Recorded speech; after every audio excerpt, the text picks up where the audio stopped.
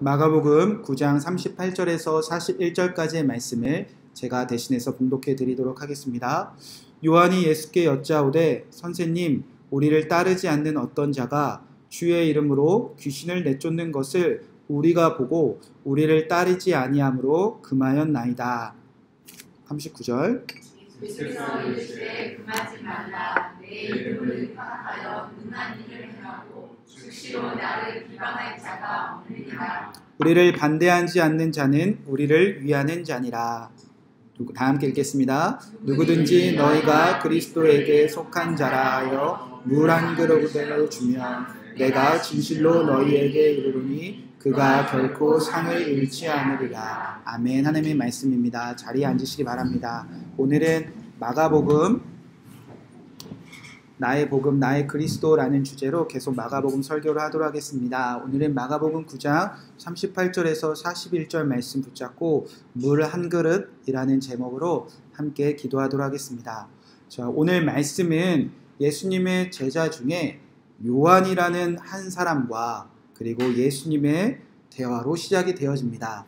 이 대화를 잘 이해하기 위해서는 지금 이 요한이라는 사람이 어떤 사람인지 우리가 조금 이해하고 이 말씀을 읽을 필요가 있습니다. 여러분 아시다시피 이 요한에게는 또 다른 별명이 있었습니다. 바로 보아너게라는 별명이 있었습니다. 이 보아너게라는 별명은 우레의 아들, 천둥의 아들이라는 뜻입니다. 과연 좋은 별명이었을까? 여러분 천둥 칠 때 소리가 어떻게 나죠? 막 우르르 쾅쾅 막 요란하지 않습니까? 두렵게 하지 않습니까? 마찬가지로 이 우레라는 단어가 원래 단어로는 브론테라는 단어인데 으르렁거리다 라는 뜻을 가진 단어가 우레, 브론테라는 예를 들어서 예수님이 어느 날 이 요한을 부르시고 너는 브론테의 아들 같구나 라고 말씀하셨다는 겁니다. 그러니까 너는 참 으르렁거리는 녀석이구나 라고 사람들이 부르기 시작했다는 겁니다.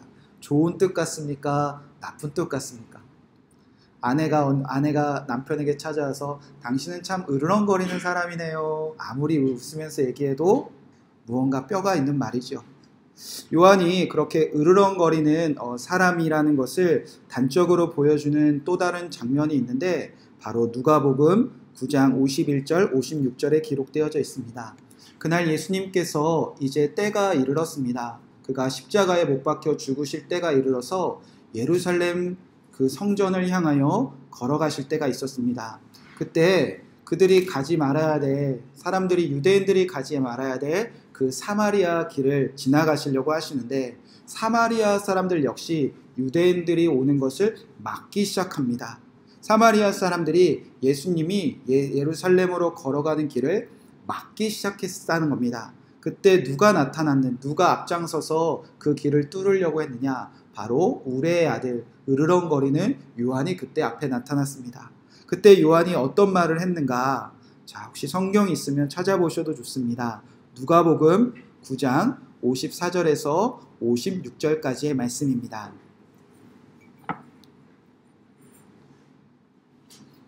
예수님의 길을 막는 그 사람들을 향하여 요한이 어떻게 하겠다고 소리치는가? 제가 읽어드리도록 하겠습니다. 9장 54절. 제자 야고보와 요한이 이를 보고 이르되 주여 우리가 불을 명하여 하늘로부터 내려 저들을 멸하라 하기를 원하시나이까? 어떤 말이죠? 예수님 제가 다 쓸어버릴까요? 예수님 제가 다 죽여버릴까요? 그렇게 으르렁거리는 사람이 누구였냐? 바로 요한이라는 사람이었다는 겁니다. 그러자 예수님께서 어떻게 말씀하시죠? 55절에 보니까 예수께서 돌아보시며 꾸짖으시고 함께 다른 마을로 가시니라. 예수님께서 꾸짖으시고 야 요한아 그만 좀 해라. 그리고 딴 데로 옮기셨다는 겁니다. 여러분 성경책에 보면 꾸짖으시고 라는 그 성경책 옆에 어떤 성경책은 1이라고 주석이 적혀져 있고요. 어떤 성경책은 2라고 주석이 적혀져 있는 성경책이 있습니다. 발견하셨나요? 좋은 성경책은 있습니다. 네, 혹시 옆에 그러면 뭐라고 각주가 써 있는지 제가 읽어드리도록 하겠습니다. 예수님께서 요한을 어떻게까지 꾸짖으셨냐? 어떤 고대 사본에는 52절 끝에 다음 말이 있음. 이르시되 너희는 무슨 정신으로 말하는지 모르는구나. 인자는 사람의 생명을 멸망시키려 온 것이 아니요 구원하러 왔노라 하시고, 예수님이 요한에게 지금 뭐라고 하는 거죠? 너 제정신이냐? 너 무슨 정신으로 말하는 거냐? 그렇게 말씀하신다는 겁니다. 나는 생명을 구하러 왔는데 너는 다 죽이려고 하는구나. 너는 제정신이 아닌구나. 무언가 네 마음에 안 든다고 죽여버리고 쫓아내버리고 쓸어버린다고 하는 그 요한에게 향하여 너 정신 나갔구나 라고 말할 정도로 요한은 예수님이 보시기에도 정말 한 성격하는 천둥과 같은 으르렁거리는 사람이었다는 겁니다. 오늘 본문에서도 보면요, 그런 요한의 성격이 그대로 드러나고 있다는 겁니다. 아직 예수 그리스도가 십자가에서 죽으시고 부활하고 이들의 완전한 제자도가 이루어지기 전에, 이들이 다듬어지기 전에 그 성격들이 그대로 드러난다는 겁니다. 아, 내 앞을 가로막으면 다 쓸어버려야지. 자, 그래서 38절에 이게 자랑할 건지 이게 창피한 건지도 모르고 요한이 예수 그리스도께 쫓아와 자랑하고 있는 겁니다. 어떻게 자랑을 하죠? 요한이 예수께 여짜오되 선생님, 우리를 따르지 않는 어떤 자가 주의 이름으로 귀신을 내쫓는 것을 보고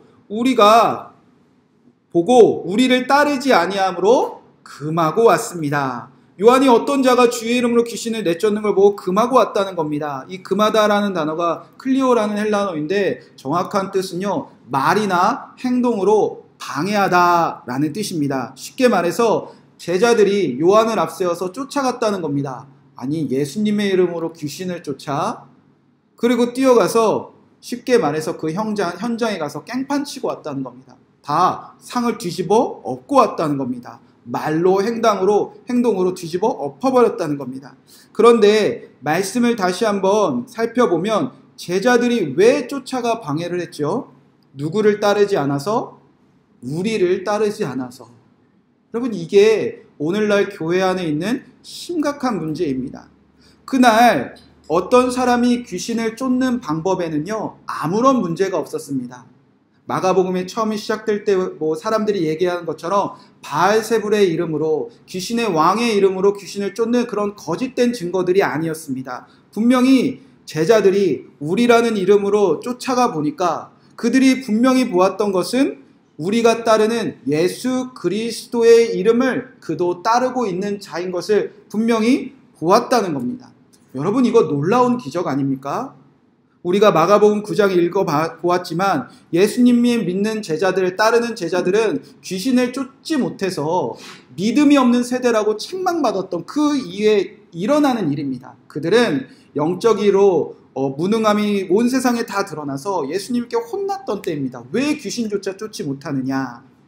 여러분, 우리가 이 마가복음서에서 귀신을 쫓는 그 4가지 모든 것을 우리가 다 살펴보았습니다. 귀신을 쫓는 것은요, 단순히 눈에 보이는 현상이 아니라 예수 그리스도가 말씀하시면 그대로 이루어지는, 마치 창세기에서 하나님이 말씀하시니까 그대로 이루어지는 하나님의 나라가 이루어지는 것을 귀신을 쫓는 사건을 통해서 예수님이 다시 이 땅에 드러내셨습니다.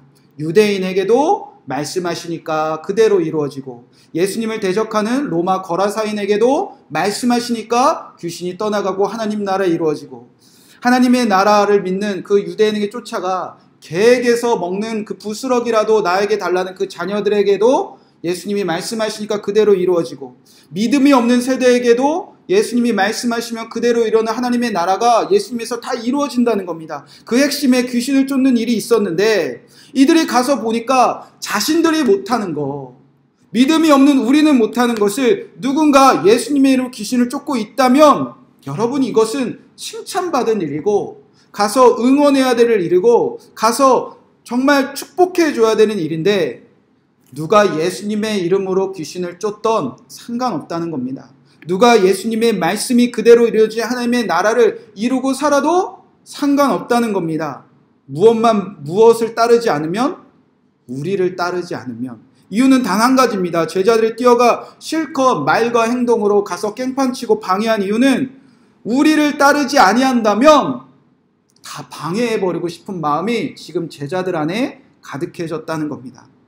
자, 분명 이 말씀을 잘 살펴보면요, 제자들은 쫓아가 무언가 이 사람에게 제안했었다는 것을 유추해 볼 수 있습니다. 제자들이 쫓아가 예수님의 이름으로 귀신을 쫓는 사람들에게, 야, 우리가 너에 대한 소식을 들었다. 그리고 와서 보니까 정말 놀라운 일은 하고 있구나. 우리가 누군지 아느냐? 우리는 이런 사람이고, 우리는 이렇게 살아왔고, 우리는 앞으로 예수님 믿고 이런 놀라운 영광을 누릴 거다. 너가 잘 알다시피 예수님은 이제 온 세상을 다스릴 왕이 될 거고, 우리는 그 왕을 가장 가까이서 따르는 우리는 예수님의 제자들이다. 아마 그렇게 자랑하면서 너가 우리를 따르라고 분명히 제안을 했던 것 같습니다. 그런데 어떤 이유였는지 알 수 없지만 예수님의 이름을 귀신을 쫓는 이 사람은 우리라고 말하는 그 제자들과 지금 예루살렘을 향하여 함께 걸어갈 수가 없었다는 겁니다. 무언가 거절했다는 겁니다. 당신들을 따라서 그 길을 걸어갈 수 없다. 자, 그러자 우리를 따르지 못하니 우리 제안을 거절했다고 이 제자들은 방해하고 돌아갔다는 겁니다. 여러분, 정말 무서운 우리 아닙니까? 귀신을 쫓는 것, 예수님의 이름 붙잡고 사는 것, 하나님의 나라가 이루어지는 것, 그것보다 이 우리라는 공동체 하나 때문에 아무것도 아닌 게 되어버렸다는 겁니다. 오로지 우리, 또 우리, 또 우리. 한국교회에 대한 2020년에 신뢰도를 조사한 표를 제가 보게 되었습니다. 여러분은 교회를 얼마나 신뢰합니까? 믿지 않는 사람 1000명을 대상으로 이제 설문조사를 했다고 합니다. 교회를 너 절대적으로 신뢰한다가 단 6% 정도, 약간 신뢰한다 라는 그 신뢰도가 25% 정도, 별로 신뢰하지 않는다가 32%, 전혀 신뢰할 수 없다가 32%. 그러니까 세상 사람들 중에 10명 중에 1명은 교회를 신뢰하고 나머지는 전혀 교회에 대한 신뢰가 없다는 겁니다. 또 한 가지 질문이 이어졌습니다. 그럼 한국 교회는 세상과 잘 소통하고 있는 것 같습니까? 라고 물어봤다는 겁니다. 6% 정도만 매우 그렇다. 1000명 중에 한 6명 정도만. 약간 그렇다. 60명 정도만. 약간 그렇다가 27%. 별로 그렇지 않다가 37%. 전혀 그렇지 않다가 25%. 그러니까 세상 사람들 대다수는 교회는 세상과 소통하지 않는 폐쇄적인 공동체로 알고 있다는 겁니다. 그리고 또 하나를 물었습니다. 그럼 교회는 무엇을 잘하고 있습니까? 교회 다니는 사람들은 뭐 하는 것 같습니까? 물었다는 겁니다. 그런데 신뢰도 하지 않고 교회가 세상과 소통하지도 않는데 세상 사람들은 교회는 70에서 80%가 봉사하고 구제하는 일은 잘한대요. 이렇게 대답했다는 겁니다. 여러분, 이거 대단히 무서운 통계입니다. 그러니까 세상 사람들이 저나 여러분을 바라볼 때 꽉 막힌 사람들, 고집불통인 사람들, 그런데 믿을 수조차 없는 사람들, 그런데 뭐는 열심히 한다는 거죠? 봉사하고 구제는 열심히 하는 사람들. 그러니까 세상 사람들이 다 안다는 겁니다. 우리가 모여서 뭐 하고 있는지. 우리는 세상과 소통하지 않고 세상에게 전혀 신뢰받지 못하면서도 나가서 봉사하고 구제하고, 그런데 다 안다는 거죠. 그걸 왜 하는지. 오로지 우리를 위하여 무언가 열심을 내는 대단히 폐쇄적인 그 우리라는 공동체로 세상은 교회를 바라본다는 겁니다. 예수 그리스도는 분명히 이 땅의 모든 사람들을 구원하기 위하여 제자를 삼으시고 그들에게 왕같은 제사장이라는 직분을 맡기시고 그들이 모여서 세상을 향하여 오늘도 나아가는, 세상을 향하여 오늘도 문을 활짝 여는 그 교회라는 하나님의 나라를 공동체를 만들어 주셨는데, 그 공동체가 오직 우리밖에 모르는 공동체로 폐쇄적으로 변해버리고 있다는 겁니다. 왜 그렇게 되어버린 거죠? 자, 이 마가복음 9장을 읽어보면 첫 번째로 한 아버지가 귀신 들린 자기 아들을 예수님께 데리고 옵니다. 제자들에게 데리고 옵니다. 그리고 그 아버지가 제자들에게 당신들이 예수님의 제자라면 이 귀신을 쫓아달라고 말을 합니다. 그런데 제자들이 귀신을 쫓았습니까? 못 쫓았습니까? 못 쫓았습니다. 그래서 예수님이 무슨 세대라고 책망을 하시죠? 믿음이 없는 세대라고 책망하셨습니다. 그렇게 제자들의 무능함이 다 드러났습니다. 그때 예수님이 한 가지 방법을 가르쳐 주셨습니다. 예수님, 우리는 왜 귀신을 쫓지 못합니까? 그러자 예수님이 오직 뭐 하라고 하셨죠? 기도하라고 하셨습니다. 하나님의 말씀이 그대로 이루어지기 위해서는 기도하자 말씀하셨습니다. 그런데 기도하자라는 말씀이 끝난 다음에 9장 33절 보면 제자들은 기도 안 하고 뭐 하기 바빴죠? 싸우기 바빴습니다. 왜 싸웠죠? 제가 읽어드리도록 하겠습니다. 9장 33절 34절 가버나움에 이르되 집에 계실새 제자들에게 물으시되 너희가 길에서 서론한 것이 무엇이냐? 너네 기도하라 그러는데 왜 이렇게 싸우고 있느냐 물어보셨다는 겁니다. 그때 제자들이 잠잠하다가 창피하다가 이렇게 말합니다. 9장 34절 그들이 잠잠하니 이는 길에서 서로 누가 크냐 하고 쟁론하였습니다. 누가 큰지 우리는 싸우고 있었습니다. 누가 크냐?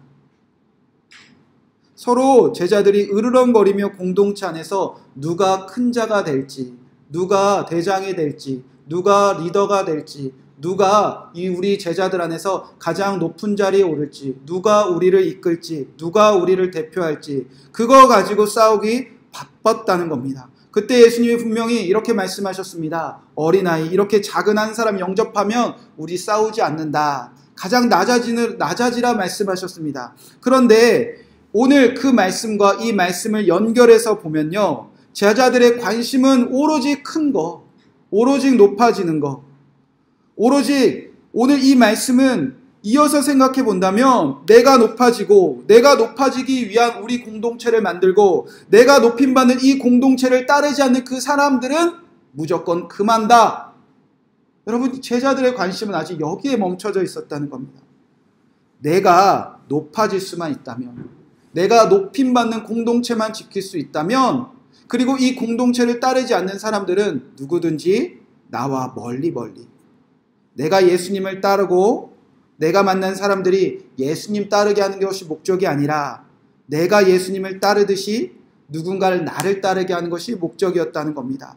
교회의 목사들이 목사를 따르는 성도들을 만드는 것처럼 또 성도들도 예수님 따르는 것이 아니라 또 누군가의 성도들을 따르는 것이 목적이었처럼 예수님이 죽으시고 부활하신 것 그래서 함께 부활의 공난에 동참하는 것 조금도 관심 없고 예수님이 왕이 되었을 때 그 옆에서 한 자리 차지하고 싶은 것이 예수 그리스도를 따르는 이들의 목적이었고 그 길을 따르는 이유였다는 것이 지금 이 공동체 안에서 지금 다 드러나고 있다는 겁니다. 그래서 제자들은 자기들끼리 싸우는 것도 모자라 누군가 예수님의 이름으로 귀신을 쫓는 자에게 쫓아가 거기서도 싸우고 이 우리라는 공동체는 이럴 때만 하나가 된다는 겁니다. 자신들보다 누군가 높은 자리에 오를까봐 화가 나고 참을 수 없었다는 겁니다. 그리고 그 공동체가 예수님의 이름으로 귀신을 쫓고 예수님의 이름으로 하나님의 나라를 선포하고 예수님의 이름으로 한 사람을 살리려고 해도 다 방해하고 와서 예수님께 칭찬받고 싶어서 지금 자랑하고 있었다는 겁니다. 여러분 이게 자랑할 만한 일입니까? 여러분 질문입니다. 저와 여러분은 누구를 따르는 자입니까? 여러분 누구를 따르고 계십니까? 예수님 아닙니까? 그러면 여러분이 만나는 모든 사람 누구만 따르면 되는 거죠? 예수님 따르면 되는 겁니다. 때로는 속상할 때도 있죠. 사랑해줬는데 잘해줬는데 나와 이런 관계가 맺었는데 무언가 생각이 다르고 방법이 다르고 가치가 다르고 무언가 아픔이 다르고 사는 수준이 다르고 전혀 다를 수도 있습니다. 그러나 뭐가 다르고 뭐가 안 맞고 속상하고 짜증날 때도 있지만 그게 예수 그리스도를 따르는 것에 무엇가 방해가 된다는 거죠. 언제부턴가 교회 안에 예수는 없고 끊임없이다. 내가 높아질 수 있는 우리라는 공동체, 내가 높임받을 수 있는 우리라는 공동체, 이 공동체를 따르면 누구든지 오케이. 그러나 이 공동체를 따르지 않으면 누구든지 노하는 그런 교회가 왜 이 땅에 이렇게 가득하죠? 예수님을 따르는 사람이라고 할지라도 그 한 사람을 아무 일도 못하게 왜 교회 밖으로 자꾸 우리가 멀리 쫓아내고 있는 거죠? 그가 얼마나 교회를 위하여, 예수님을 열심히 위하여 살았는데, 그가 얼마나 예수 그리스도를 헌신하고 있는데, 왜 누군가 리더하고 누군가 앞장서는 사람과 누군가 그 공동체와 맞지 않는다고 왜 교회는 그 한 사람을 끊임없이 몰아내는 일에 그렇게 앞장서고 있는 거죠. 여러분, 그런 일들은요, 지금 한국 교회에서 너무나 끊임없이 반복되고 있습니다. 지난 2박 3일 동안 성남지방 목회자분들과 모임을 가졌습니다. 많은 이야기를 나누다가도 결국 목사들은 교회에게로 끝납니다. 이 교회 이야기를 나누다가 10명의 목사님이 모였는데 결국 한숨 쉬는 것은 무엇이었냐면요, 교회 안에 왜 이렇게 분열이 많을까라는 것에 많은 목사님이 너무 힘들다고, 너무 목회하기 힘들다고, 너무 선하신 선도님들인데 하나하나 다 따지고 보면 너무 착하신 분들인데 어떻게 세상에 이렇게 선하시고 예수님 잘 믿는 분들이 계실까 싶을 정도로 너무나 좋으신 분들인데, 시간이 지나고 보면 목사님들이 다 하나같이 깜짝 놀라는 것은 어느새 교회 안에서 우리라는 공동체를 만들어낸다는 겁니다. 기가 막히게. 그리고 자신들의 공동체 밖에 서 있는 사람들을 향하여 커다란 선을 그어버리고 누구든지 오지 못하게. 특히 요즘 가장 이슈가 되는 선이 무엇이죠? 바로 정치 문제입니다. 정치. 누군가는 보수이고 누군가는 진보이고, 그리고 서로 묻죠. 당신은 보수입니까? 당신은 진보입니까? 당신은 어느 당을 지원합니까? 어느 당을 지원하지 않습니까? 교회 안에서 성도들이 끊임없이 정치적으로 선을 긋습니다. 그리고 자신들이 지지하는 정치적인 견해를 가진 대표자를 세우고 우리라는 공동체를 교회 안에서 만들어냅니다. 그리고 그 밑으로 성도들을 줄을 세웁니다. 너는 나를 따르겠느냐? 저 사람을 따르겠느냐? 끊임없이 줄을 세우고 끊임없이 높은 자리에서 아래까지 서열을 매기고, 그리고 나서 결국 하는 일이 무엇인지 아세요? 교회 목회자에게 찾아와 묻습니다. 목사님은 어느 정당을 지원합니까? 목사님은 어느 파입니까? 목사님은 이 사태회사에서 어느 정당을 지원합니까? 성도들이 교회 와서 그것을 묻는데요. 저는 아직 그런 경험은 없지만 제가 이 설교 중에 정치적으로 아무 이야기도 하지 않아서 그럴 수도 있지만 다 그거 와서 묻는다는 겁니다. 그리고 나서 목사님이 어느 쪽인 것이 확인이 되면 그때부터 교회가 난리가 난대요. 혹시나 목사님이 자신들 편에 서면 그때부터 우리 교회 누구누구가 목사님과 우리와 다른 생각을 가지니까 멀리 보내주세요. 그것이 교회를 위함입니다. 만약에 목회자마저 자신 쪽에 서고 있지 않으면 하는 일이 뭔지 아세요, 여러분? 설교 중에 눈 감고 계세요. 여러분, 여기 있으면 다 보입니다. 여러분, 신천지만 설교 중에 눈 감고 있는 건 아니에요. 이 목사님이 이야기를 이제 듣기 싫다고 성도님들이 눈 감고 설교를 안 듣고 있대요. 그게 다 보인다고 목사님들 얼마나 속상해 하시는지. 그리고 나서 언제든지 교회를 뛰쳐나갈 준비가 되어져 있는 성도들이 교회 안에 있다고, 교회가 어떻게 예수 그리스도 안에서 우리가 된 게 아니라 우리가 다른 목적을 가지고 우리가 된 걸 보면서 목사님들이 정말 목회하기 너무 어렵다고. 비단 정치뿐 때문이겠습니까? 어떤 성격 때문에, 어떤 성향 때문에, 나이 때문에, 지역 때문에, 성별 때문에, 직업 때문에, 삶의 수준 때문에, 살아온 배경 때문에, 성경적인 지식 때문에 공동체를 만들고, 그것과 다른다면, 그것과 다른 생각 말한다면, 그것에 무언가 오해할 말 한마디 했다면 정말 지긋지긋하게도 교회는 우리라는 폐쇄적인 공동체를 또 다로 만들어내고 끊임없이 서로를 배타적으로 밀어내고 있다는 것이 여러분 지금 한국 교회가 느끼는 절망감입니다. 여러분도 그런 절망감 많이 느끼셨죠? 여러분을 누군가 밀어내서 속상한 적이 있었죠? 그런데 우리는 또다시 누군가를 밀어내고 하고는 있지 않습니까? 그래서 예수님은 이렇게 명령하고 계시다는 겁니다. 자, 이제 우리가 우리라는 공동체로 누군가 방해하지 말자. 그리고 나서 39절 40절에서 이렇게 선포하십니다. 예수께서 이르시되 뭐하지 말라? 금하지 말라.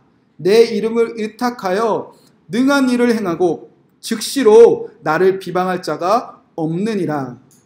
우리를 반대하지 않는 자는 우리를 위하는 자리라. 금하지 말라고 하셨습니다.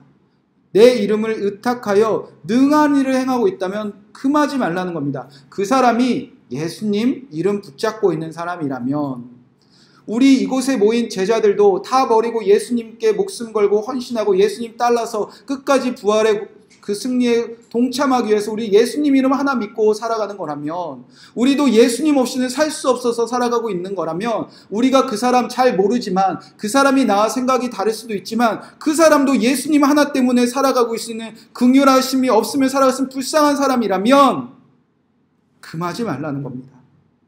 그도 지금 주님을 붙잡고 있다는 겁니다. 주님의 이름 붙잡고 있다면 비방하지 않는다는 겁니다. 즉시 우리를 비방하고 우리를 반대하지 않는 자라면 다 우리를 위한 자라는 겁니다.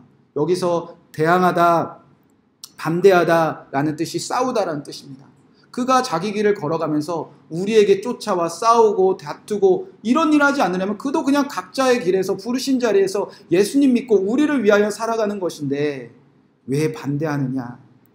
혹여 너희가 말하는 우리를 따르지 않아도 예수 그리스도 비방하지 않는다면 너희를 위한 길을 같이 걸어가고 있다.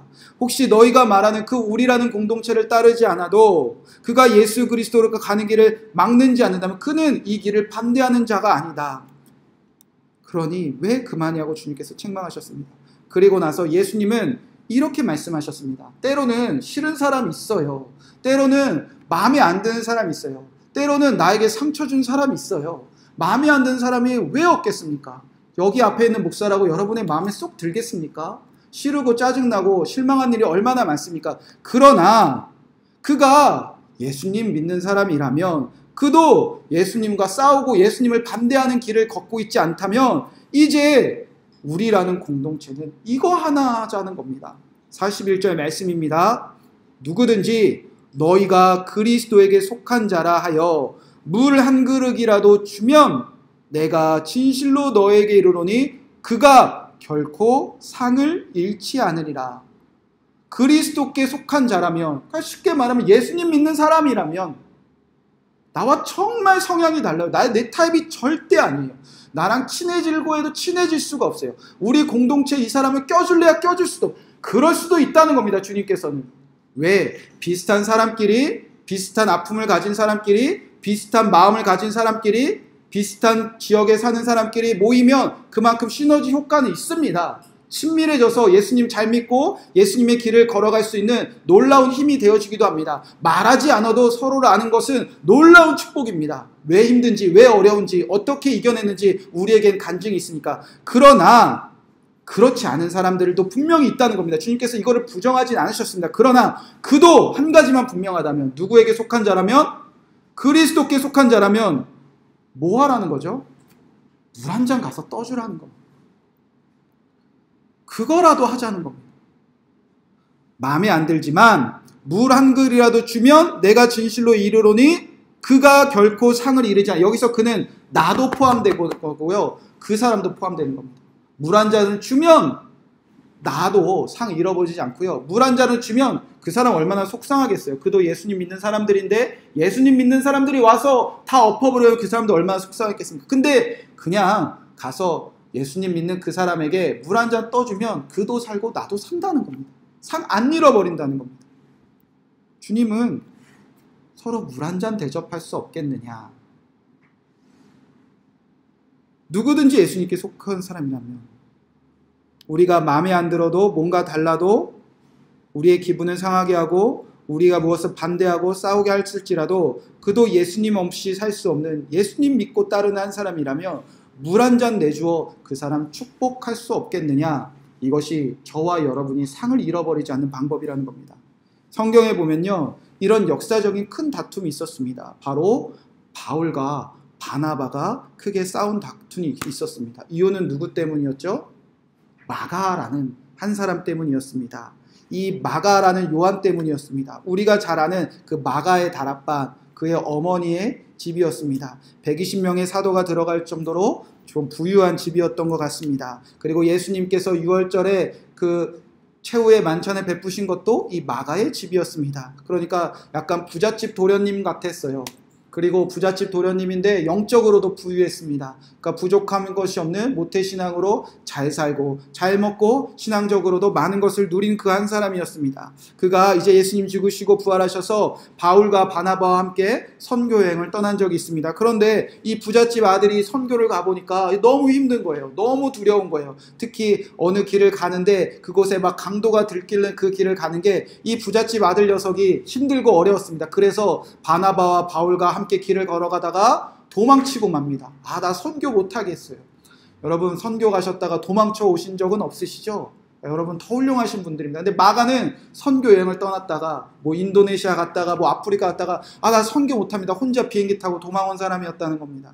그런데 훗날 시간이 지나서 이제 사도행전을 보면 이 마가 때문에 바울과 바나바가 크게 싸움이 납니다. 바나바는 이 마가를 다시 데리고 가고 싶은 거예요. 근데 바울은 이 마가를 못 데려가겠다는 겁니다. 바울은 약간 일 중심적이었던 것 같아요. 그러니까 이게 나쁜 뜻이 아니라 바울은 지금 선교적인 사명이 너무나 중요하기 때문에 빨리 무언가 해나가고 싶은 그런 마음이 있었다는 겁니다. 그런데 바나바는 그래도 이 마가 다시 한번 껴줍시다. 이렇게 얘기가 되었다는 겁니다. 그러다가 절대 안 된다. 나는 절대 데려간다. 그리고 관점이 달라서 싸우기 시작했습니다. 그날의 다툼이 얼마나 컸던지 성경에서 싸운 것을 표현합니다. 사도행전 15장 36절에 보면 이렇게 그 싸움을 표현하는데 며칠 후에 바울이 바나바더러 말하되 우리가 주의 말씀을 전한 각성으로 다시 가서 형제들에게 어떠한가 방문하자고 하고 바나바는 마가라가 하는 요한도 데리고 가고자 하니 하나 바울은 밤빌리아에서 자기들을 떠나 함께 일하러 가지 한 자를 데리고 가는 것이 옳지 않다 하여 그리고 어떻게 했느냐 서로 심히 다투어 피차 갈라서니 바나바는 마가를 데리고 배 타고 구브로로 가고 바울은 실라를 택한 후에 형제들에게 주의 은혜에 부탁함을 받고 떠나 수리아와 길리기아로 다니며 교회들을 견고하게 하니라. 싸울 수도 있다는 겁니다. 다툴 수도 있다는 겁니다. 다른 길을 걸어가도 된다는 겁니다. 그러나 이들은 피차 다투고 갈라서고 나서도 각자 예수 그리스도를 향한 길을 걸어가는 일을 서로 축복하며 응원했다는 겁니다. 편함은 없다는 겁니다. 싸웠지만 예수님에 속해 있다는 사실을. 그래서 바울이 나중에 마가를 애타게 찾아요. 바울이 나중에 감옥에 갇혀서 겨울이 오기 전에 임종이 오기 전에 무언가 삶이 끝나기 전에 한 사람을 애타게 찾는데 나 정말 이 사람 좀 보고 싶다라고 애타게 찾는 사람이 누군가? 바로 마가라는 사람이었다는 겁니다. 여러분 바울은요 바나바가 마가와 가는 것을 금할 수 있는 힘을 가진 사람이었습니다. 왜냐하면 그때 선교의 중심, 우리라는 공동체의 우두머리는 대장은 바울이었기 때문입니다. 얼마든지 바나바 너 가지마, 마가 데려가면 너 못해 라고 말할 수 있는 사람인데 싸워 갈라서 그래도 가라 허락하셨다는 겁니다. 오늘 말씀에 정말 그래도 문 하나 떠주면서 그래 한번 잘해봐라 보내줬다는 겁니다. 근데 나중에 바울이 마가만 찾아요. 디모세후서 4장 11절에 보면 누가만 나와 함께 있느니라 내가 올 때에 마가를 데리고 오라 그가 나의 일에 유익한 자가 되었느니라. 빌레몬서 1장 23절에 보면 그리스도 예수 안에서 나와 함께 갇힌 자 에바브로와 또한 나의 동역자 마가 이제 동역자가 되었다는 겁니다. 베드로전서 5장 13절에 보면 택하심을 함께 받은 바벨론에 있는 교회가 너희에게 문안하고 내 아들 마가도 그리워하느니라.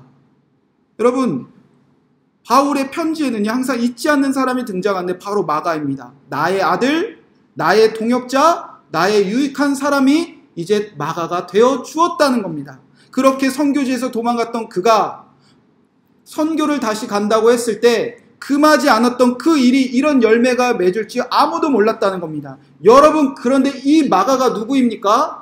이 마가가 지금 로마 한복판에서 나의 복음, 나의 그리스도라고 외치는 이 마가복음의 저자가 되었다는 겁니다. 여러분 바울이 그날 우리라는 공동체를 때문에 이 마가가 하는 일을 다 방해했다면 우리 지금 마가복음 못 읽었다는 겁니다. 사랑하는 성도 여러분 지금 여러분 주변에 이런 마가가 또 자라나고 있다는 겁니다. 이런 마가가 수도 없이 여러분의 주변에 있다는 겁니다. 여러분, 그가 예수님 믿는 거 하나만 분명하다면 여러분 싫어요. 왜 안 싫어요? 왜 꼴보기 싫지 않겠어요? 그러나 불을 떠주면 된다는 겁니다. 여러분을 위해서, 그리고 그 사람을 위해서. 교회 안에 얼마나 다른 사람들이 있습니까? 교회 안에 얼마나 생각이 다릅니까? 담임 목사님과 성도들이 얼마나 다릅니까? 성도들끼리 또 얼마나 다릅니까? 마음에 안 드는 구석들이 한두 가지입니까? 쫓아가서 엎어버리고 방해하고 싶은 일들이 한두 가지입니까? 그러나 오늘 모인 우리가, 그리고 오늘 모인 전국의 한국교회 모든 분들이 예수 그리스도 안에 속해 있는다는 사실만 잊지 않는다면 우리는 결코 상을 잃어버리실 수가 없다는 겁니다. 사랑하는 성도 여러분, 그래도 교회는요, 예수님 때문에 하나가 되어야 되는 것 아닙니까? 도대체 왜 교회가 이래야 되는 거죠? 언제부터 교회가 이렇게 된 것이죠? 우리가 믿는 예수님은 우리를 어떻게 이 우리라는 교회 안에 성도가 되게 하셨는데, 우리는 그렇게 철저하게 예수님을 따르지 않으면서도, 뻔뻔하게 예수님 따르지 않으면서 내 길을 걸어가도 예수님은 끝까지 낮아지고 가장 낮은 자리에서 십자가에서 죽으시고 부활하셔서 우리가 가는 길을 방해하지도 않으시고 결국에는 우리를 예수님의 공동체 안에 모셔주고 공동체 안으로 오게 했는데, 나를 금하지 않고 나를 기다려주시고 목마른 우리에게 끊임없이 마르지 않는 생수를 주시며 우리가 예수 그리스도 안에서 살아가게 하시는데, 우리는 또 우리라는 이름으로 내가 높아지고 우리를 따르지 않는 자들을 방해하고 우리가 따르지 않는 자들에게 물 한 잔 줄 수 없는 그 마음들로 차갑게 메말라 버리진 않았습니까? 사랑하는 성도 여러분, 우리를 따르지 않는 그 한 사람을 여러분 물 한 잔 대접하는 그런 놀라운 사랑을 가지시는 저와 여러분 되시기를 주님의 이름으로 간절히 축복해 드리도록 축복의 말씀을 전합니다. 우리를 따르지 않는 그 한 사람도 주님께 속해 있는 자입니다. 그도 주의 길을 걸어가기를 우리를 서로가 응원하기 원하십니다. 예수님을 믿는 모든 사람들은 예수님 안에서 우리가 되는 것이지 그 외에 다른 어떤 것도 우리를 영원한 우리로 묶어낼 수가 없습니다. 나도 예수님 믿는 사람, 그도 예수님 믿는 사람이라면 여러분 이번 한 주간 물 한 잔 떠서 그래 네가 고생 많구나, 그래도 네가 수고하고 있구나, 그렇게 사랑을 베푸는 한 주간 되시기를 주님의 이름으로 간절히 축복의 말씀을 드립니다.